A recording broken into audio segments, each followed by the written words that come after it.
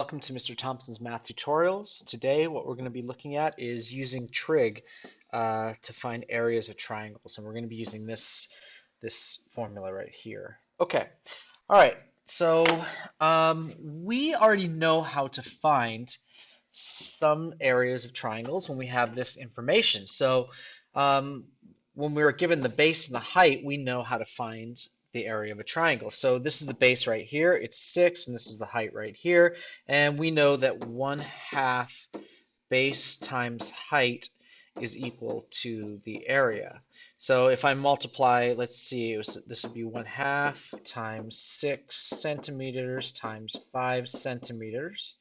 And that's going to be 1/2 times 30 square centimeters. And so this would give me 15 square centimeters. And we know that this is true because of a couple of things. If you remember from um, doing this earlier, we talked about the fact that a triangle is really half of a quadrilateral. So here's my triangle, and all I've done is doubled that triangle, and it gives me this one that's in a dotted line outline. And if I put those two together, you can see that I get a parallelogram here. Well, a parallelogram is basically just a modified rectangle. And this is how I know that. I basically took the bit of the parallelogram that was over here, and I cut it, and I put it over here, so you can see that it is now right there. Okay, now that makes this into a rectangle. Well, how do I get the area of a rectangle? Well, it's basically the base times the height, which is 30, but I only have half a rectangle because this bit right here, which I'm coloring in black, is we don't have that. We only have the bit that I'm coloring in green, and if you remember, that's also this part right here, and that's half of this rectangle. That's why I'm going to do half the base times the height. Okay, now if we have all that information, we can solve for any sort of rectangle that we want, or any sort of triangle. Okay, so good. Now let's consider this case though. So when I look at this scalene triangle here, I've got a bit of a problem because I'm missing some information if I want to solve it. I do have the base. The base is right here. This is 5.5. The thing that I don't have is the height. This is not the height. This 4 centimeters right here is the length of the line from here to here, which is not the same as the height. The height would be this line that I would drop from here to here, and they're not the same. And we can know that just simply because this is now a right triangle. And the hypotenuse, which would be this part right here, the hypotenuse is longer than this side right here, which would be our side B. So if they're not the same. Okay, and I can't tell what this distance is right here. If I knew what this distance is right here, then I could use Pythagorean theorem to figure out what this dotted line right here is equal to. But I don't have Pythagorean theorem to use here. So I have to use a different method to get the area of this triangle. And so we're going to be using a bit of trigonometry to help us solve and get the area of this particular triangle. So we're going to use this formula right here. And I'm going to go over this again, but you can see that there's really 4 parts to this formula. I need to know what side A is, and I need to know what side B is. And I need to know the sine of angle C. Okay, or really I need to know what side C is. And with that, I can get the area. So this is really 1, 2, 3, 4 parts to this question. If I know any 3 of the 4 parts, I can solve to get any of the missing pieces of information that I need. Okay, so you can see here that I actually have 3 pieces of information. I've got this 65 degrees, I've got 5.5, and I've got 4. So that's 3 things. That could be 3 out of the 4 that I actually need to solve this question.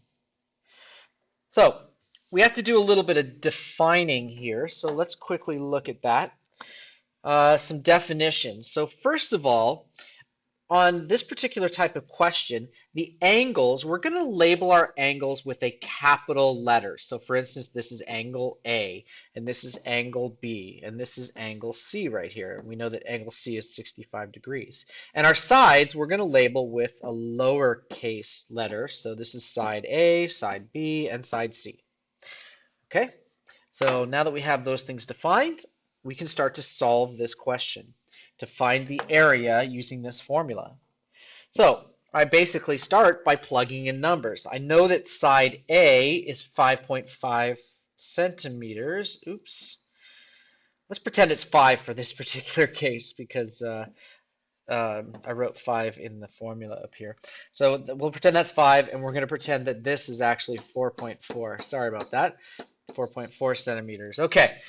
Now, so side A we can say is 5 centimeters, so there's the 5 centimeters. Side B is 4.4, there's 4.4 right there. And I know that the angle is 65, and this is the sine of 65 degrees, and that's going to be able to give me the area, the one unknown that I don't have. Again, I have 1, 2, 3 pieces of the 4 that I need to solve this question.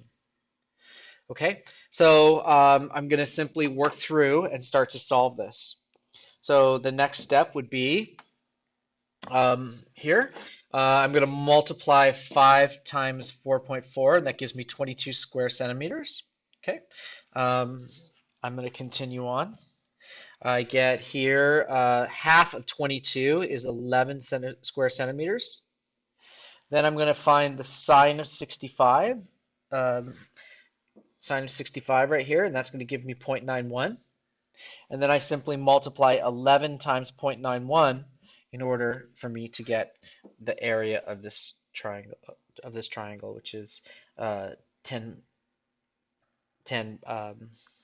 centimeters squared. Now this should make kind of sense to me, because if I just was to imagine that this, this distance right here, well, it's not 4, but it's going to be pretty close to 4. It's going to be, I don't know, it could be roughly 4, and 4 times 5 is roughly 20, and half of 20 is roughly 10. So it actually makes sense that the area of this triangle would be 10.01 centimeters. And this is an approximate at best, because the sine of 65 is not a whole number. It's a decimal with a lot of decimal places.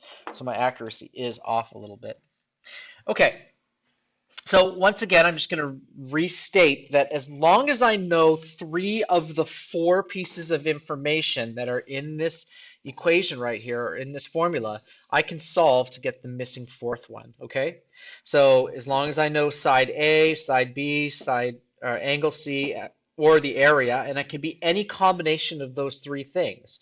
If I don't know side A, but I do know side B, I do know angle C, and I do know the area, I can solve to get side A. And conversely, if I know side A, but I don't know side B, but I know angle C and I know the area, I can get side B, and etc., etc. So essentially, you're using the 3 of the 4 pieces of information that you've collected to solve this particular type of problem.